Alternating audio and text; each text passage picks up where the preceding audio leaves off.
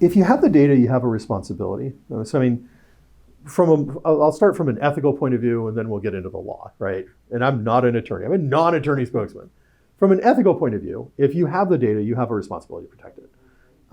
And ultimately, if you're in a civil situation, that statement will sink you, and it should, right?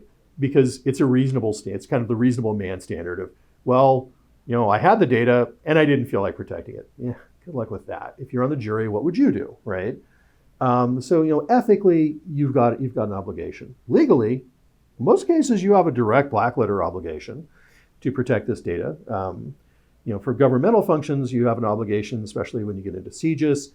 At a minimum, you will lose access to the data.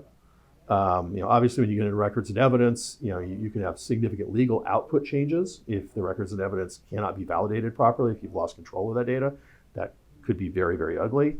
For HIPAA and for PII, you simply have the loss of confidentiality, which will lead you to, shall we say, a negative output as far as credit monitoring or trying to make that good.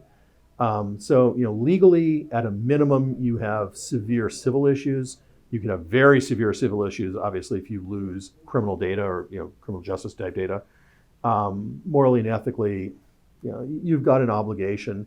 And that becomes a civil issue because if you've got a clear obligation that you fail to execute, it stops being negligence and becomes gross negligence or more willful negligence. Again, not an attorney, but your fines or your potential liability goes up very significantly.